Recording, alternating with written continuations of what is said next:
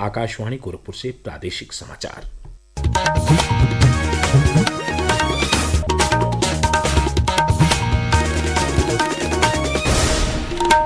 नमस्कार।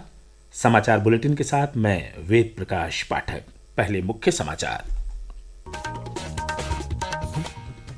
भारतीय सेना ने कश्मीर में चलाया ऑपरेशन महादेव। मुठभेड़ में मारे गए पहलगाम हमले में शामिल 3 आतंकवादी। प्रधानमंत्री नरेंद्र मोदी 2 अगस्त को वाराणसी में 2248 करोड़ रुपए की विकास परियोजनाओं का करेंगे लोकार्पण और शिलान्यास। मुख्यमंत्री योगी आदित्यनाथ ने की तैयारियों की समीक्षा। प्रदेश सरकार ने कल देर शाम 23 आईएएस अधिकारियों का किया तबादला। 10 जिलों के जिलाधिकारी बदले। और प्रदेश भर में आज श्रद्धा, भक्ति और हर्षोल्लास के वातावरण में मनाया जा रहा है नागपंचमी का त्योहार।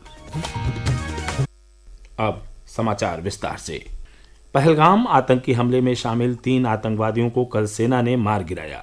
ऑपरेशन महादेव के तहत कल सुबह श्रीनगर के हरवान के लिडवास क्षेत्र में सेना और आतंकवादियों के बीच हुई मुठभेड़ में इन आतंकियों को मारा गया। इस बीच लोकसभा में कल ऑपरेशन सिंदूर पर विशेष चर्चा में रक्षा मंत्री राजनाथ सिंह ने भारत की कार्रवाई को सशक्त, सफल और निर्णायक सैन्य कार्रवाई बताया।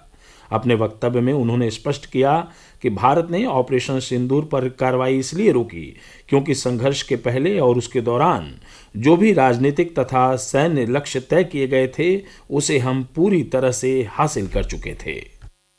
भारत ने कार्रवाई इसलिए रोकी क्योंकि कॉन्फ्लिक्ट के पहले और उसके दौरान जो भी पॉलिटिकल और मिलिट्री ऑब्जेक्टिव तय किए गए थे उसे हम पूरी तरह से हासिल कर चुके। इसलिए यह कहना, यह मानना कि यह ऑपरेशन किसी दबाव में रोका गया था, यह बेबुनियाद है और सरासर गलत। मुख्यमंत्री योगी आदित्यनाथ ने कल वाराणसी पहुंचकर प्रधानमंत्री नरेंद्र मोदी के 2 अगस्त को प्रस्तावित दौरे की तैयारियों की समीक्षा की। 2 दिवसीय दौरे पर वाराणसी पहुंचे मुख्यमंत्री ने अधिकारियों के साथ बैठक कर विभिन्न विकास परियोजनाओं और कानून व्यवस्था के बारे में जानकारी ली। इससे पहले उन्होंने वाराणसी और आजमगढ़ मंडल के जनप्रतिनिधियों के साथ भी विकास कार्यों को लेकर समीक्षा बैठक की। मुख्यमंत्री ने काशी विश्वनाथ मंदिर में पूजा अर्चना भी की। उन्होंने देर शाम दुर्गा कुंड स्थित स्वामी करपात्री जी महाराज के तपोस्थली का दौरा किया। स्वामी करपात्री जी के 118वें प्राकट्य उत्सव पर मुख्यमंत्री ने धर्म संघ पहुंचकर उन्हें श्रद्धा सुमन अर्पित किया। मुख्यमंत्री आज सेवापुरी विधानसभा क्षेत्र के बनौली गांव स्थित प्रधानमंत्री की जनसभा स्थल का दौरा कर सुरक्षा, पार्किंग स्थल, पेयजल और यातायात सहित सभी बिंदुओं पर चर्चा करेंगे। वह आज प्रयागराज जिले का भी दौरा करेंगे। मुख्यमंत्री के दौरे से पहले वाराणसी के मंडलायुक्त एस राजलिंगम ने कल प्रधानमंत्री नरेंद्र मोदी के वाराणसी दौरे के बारे में पत्रकारों से बातचीत की। उन्होंने बताया कि प्रधानमंत्री अपने संसदीय क्षेत्र के 51वें दौरे पर वाराणसी को 2248 करोड़ की लागत वाली 54 विकास परियोजनाओं की सौगात देंगे। इसमें माननीय प्रधानमंत्री जी के द्वारा लगभग 15 प्रोजेक्ट 630 करोड़ का इसका लोकार्पण किया जाएगा और लगभग 38 प्रोजेक्ट जो 1618 करोड़ का उसका शिलान्यास किया जाएगा। इस प्रकार कुल 2248 करोड़ का प्रोजेक्ट का लोकार्पण और शिलान्यास की जाएगी। अब की बार ये बनौली जो क्षेत्र में ये प्रस्तावित है उस क्षेत्र में इसके पहले कोई जनसभा नहीं हुई है और जो सुरक्षा से संबंधित और अन्य जो तैयारियां हैं वो सारी तैयारियां जिला प्रशासन लगभग पूरा कर चुके हैं और वहां जो और व्यवस्थाएं होनी चाहिए सुरक्षा की दृष्टि से, आने वाले लोगों के लिए जो मूलभूत सुविधाएं हैं उसकी दृष्टि से वो सारी तैयारियां कर चुके हैं। अवैध धर्मांतरण मामले में बलरामपुर जिले से गिरफ्तार मुख्य आरोपित जमालुद्दीन उर्फ छांगुर को प्रवर्तन निदेशालय ईडी ने कल विशेष अदालत में पेश किया। ईडी ने जमालुद्दीन से पूछताछ के लिए कोर्ट से 14 दिन के कस्टडी रिमांड के लिए अर्जी दाखिल की थी। कल मामले में सुनवाई के बाद न्यायालय ने 5 दिन की कस्टडी रिमांड स्वीकार कर ली। नवोदय विद्यालयों में 9वीं और 11वीं कक्षा में सत्र 2026-27 में सीधे प्रवेश के लिए 23 सितंबर 2025 तक आवेदन किए जा सकते हैं। प्रवेश के लिए सिलेक्शन टेस्ट 7 फरवरी 2026 को आयोजित किया जाएगा।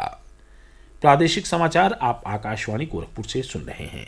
यह समाचार बुलेटिन हमारे YouTube channel AIR news Gorakhpur और एक्स हैंडल AIR न्यूज_GKP पर भी उपलब्ध है।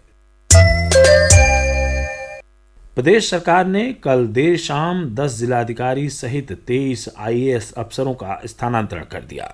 इस स्थानांतरण सूची के अनुसार अयोध्या के मंडलायुक्त और सीतापुर के मुख्य विकास अधिकारी भी बदल गए हैं। प्रस्तुत है एक रिपोर्ट।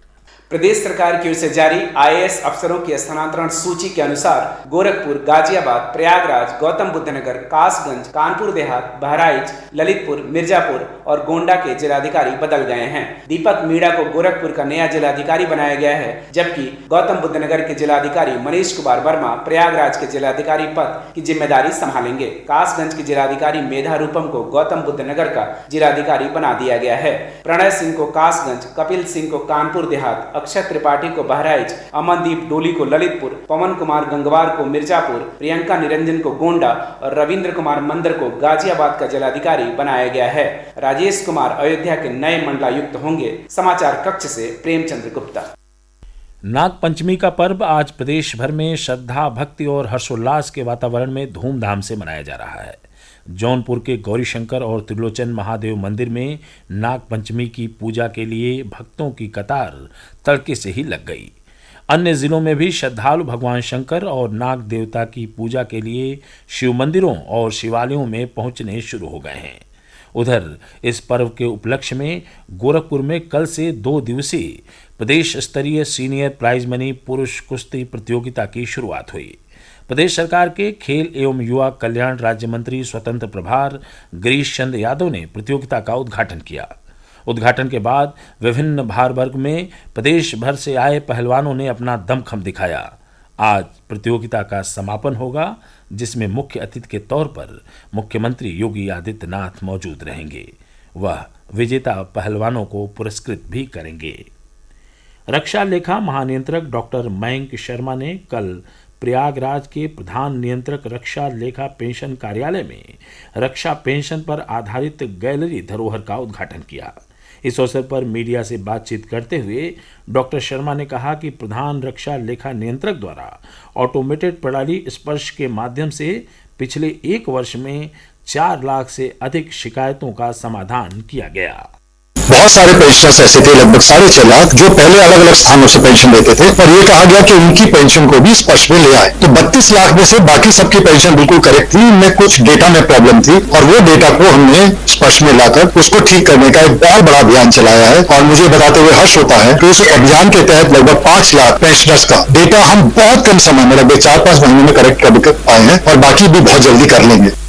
लखनऊ सहित प्रदेश के लगभग सभी पूर्वी जिलों में बीते 48 घंटे से रुक रुक कर वर्षा का सिलसिला जारी है।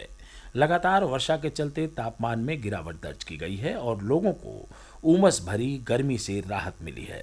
हालांकि कुछ स्थानों पर जल जमाव होने के चलते जनजीवन प्रभावित भी हुआ है। मौसम विभाग के अनुसार वर्षा का यह क्रम रुक रुक कर अगले 3 से 4 दिनों तक जारी रह सकता है।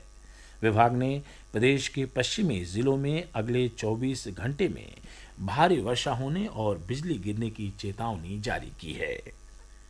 उत्तर प्रदेश ओलंपिक एसोसिएशन प्रदेश में नेशनल यूथ गेम्स के पहले संस्करण की मेजबानी के लिए दावेदारी प्रस्तुत करेगा। यह फैसला एसोसिएशन की वार्षिक बैठक में लिया गया। बैठक में उप मुख्यमंत्री और एसोसिएशन के चेयरमैन ब्रजेश पाठक और प्रसार भारती के अध्यक्ष तथा उत्तर प्रदेश ओलंपिक एसोसिएशन के कार्यकारी अध्यक्ष डॉक्टर नवनीत सहगल भी मौजूद रहे। और अंत में इस बुलेटिन के मुख्य समाचार एक बार फिर। भारतीय सेना ने कश्मीर में चलाया ऑपरेशन महादेव। मुठभेड़ में मारे गए पहलगाम हमले में शामिल 3 आतंकवादी। प्रधानमंत्री नरेंद्र मोदी 2 अगस्त को वाराणसी में 2248 करोड़ रुपए के विकास परियोजनाओं का करेंगे लोकार्पण और शिलान्यास। मुख्यमंत्री योगी आदित्यनाथ ने की तैयारियों की समीक्षा। प्रदेश सरकार ने कल देर शाम 23 आईएएस अधिकारियों का किया तबादला। 10 जिलों के जिला अधिकारी बदले। और प्रदेश भर में आज श्रद्धा, भक्ति और हर्षोल्लास के वातावरण में मनाया जा रहा है नाग पंचमी का त्योहार। समाचार समाप्त हुए। नमस्कार।